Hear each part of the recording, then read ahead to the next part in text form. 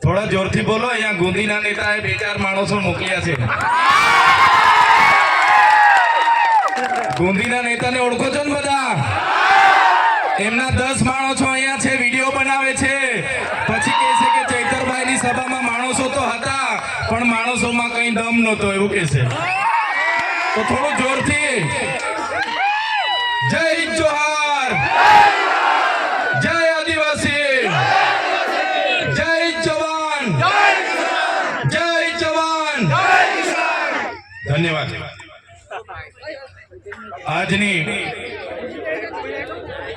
સભામાં પંચમહાલની આ પવિત્ર ધરતી પર, ક્રાંતિકારી ધરતી પર અહીંયા મારી સાથે ઉપસ્થિત આમ આદમી પાર્ટીના યુવા અધ્યક્ષ એવા બ્રિજરાજભાઈ સોલંકી, વિદ્યાર્થીના યુવા નેતા આમ આદમી પાર્ટીના યુવા નેતા એવા યુવરાજસિંહ જાડેજા, પંચમહાલ જિલ્લાના આમ આદમી પાર્ટીના પ્રમુખ એવા પ્રવીણભાઈ રાઠવા, સાથે મુકેશભાઈ રાઠવા, સાથે મંચસ્થ ઉપસ્થિત તમામ આગેવાનો અને જેમણે આયોજન કર્યું છે એવા આપણા ગોપાલદાસ મહારાજ, જેમને આપણે ગૌતમદાસ મહારાજ તરીકે ઓળખીએ છીએ, એમના માટે પણ જોરદાર તાળીઓ પાડી। આજની આ સભામાં મીડિયા મિત્રો પણ આપણે લાઈવ કરવા માટે અને આપણો સંદેશો પૂરા ગુજરાતમાં પહોંચાડવા માટે ઊભા છે।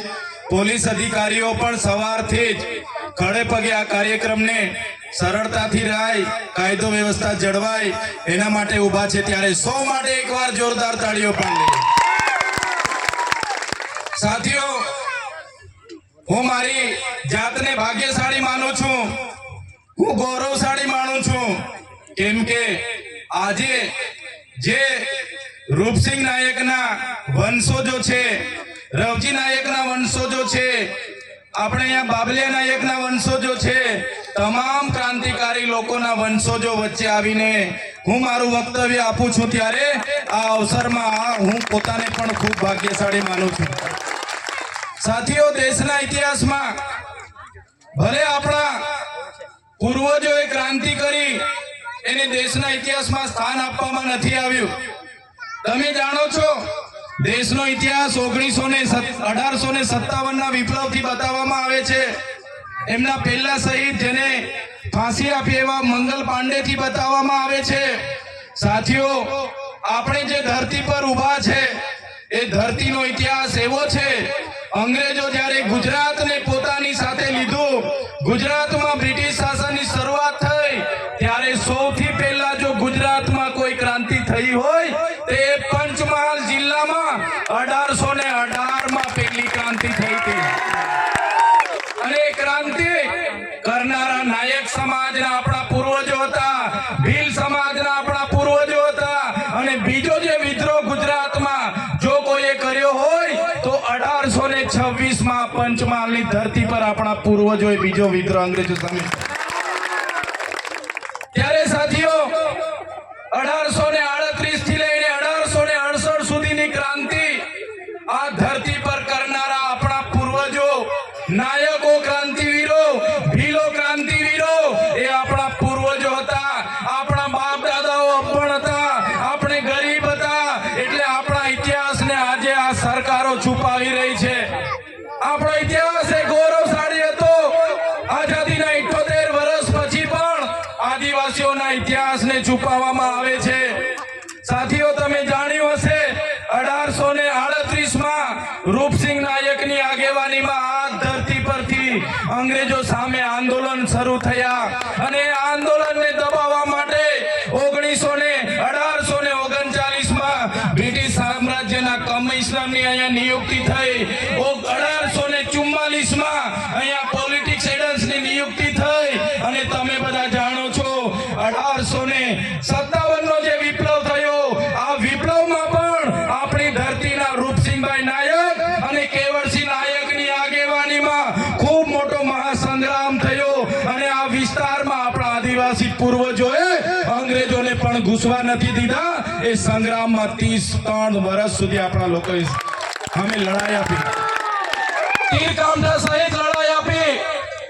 સામે ગોળા હતા, બારૂદ હતી, સામે ગોલીઓ હતી, બંદૂકો હતી, તો તોપના મોટા મોટા ઘોડા હતા, ઘોડે સવારી હતી, છતાં પણ આ વિસ્તારમાં અંગ્રેજોને હંપાવવા વાળા જો કોઈ હોય તો એ આપણા પૂર્વજો હતા. સાથીઓ, તમે જાણો છો ઇતિહાસને. રૂપસિંહ નાયકની આગેવાનીમાં 30 વર્ષ સુધી આ વિસ્તારમાં અંગ્રેજો સામે લડત ચાલી.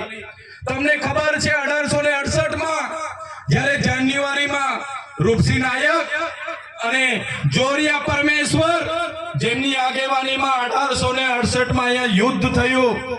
અંગ્રેજોની લશ્કર અને અહીંના સ્થાનિક રજવાડાના લશ્કર સામે યુદ્ધ છેડ્યું.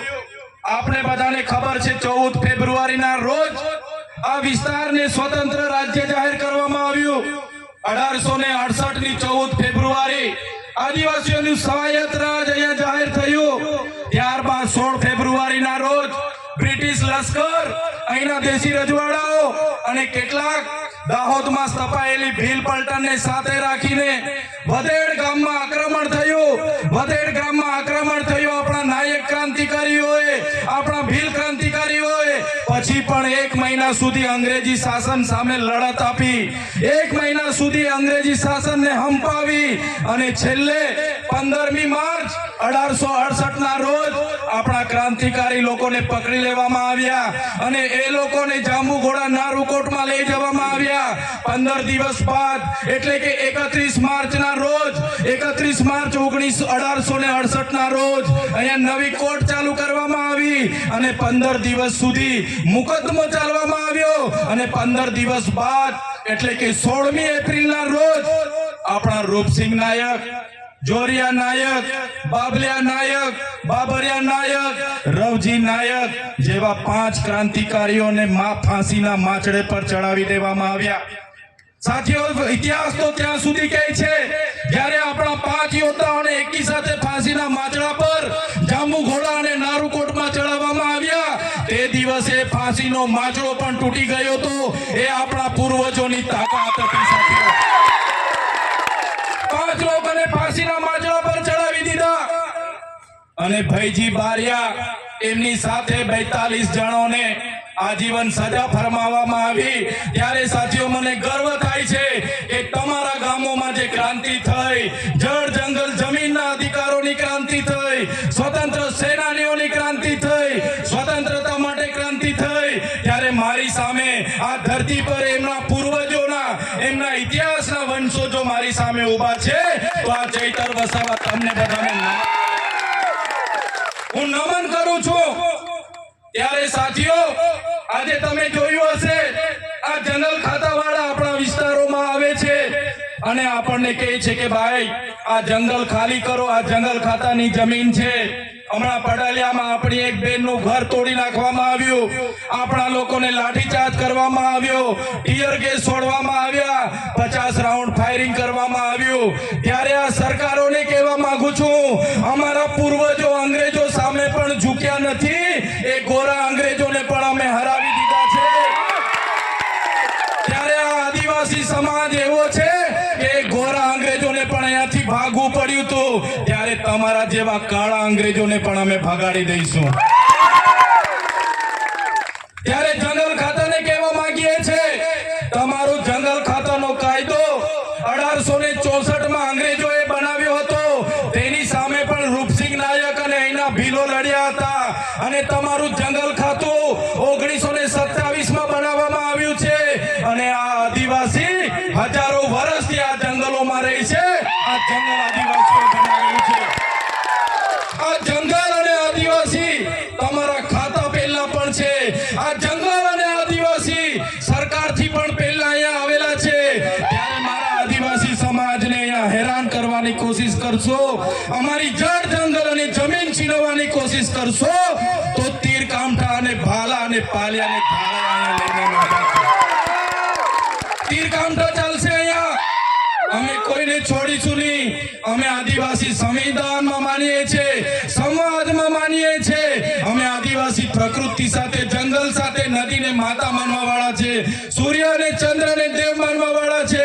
અને અમારા જ આદિવાસીઓને તમે અમારી પ્રકૃતિ, અમારી સંસ્કૃતિ, અમારા સમાજ, અમારા ગામ, અમારા જંગલથી છીનભીન કરવાની છીનવવાની વાત કરશો, અમારી જમીનો છીનવવાની વાત કરશો, તો આવનારા દિવસોમાં આ વિસ્તારમાં પણ અમે આર પારની લડાઈ કરવા માટે તૈયાર છીએ।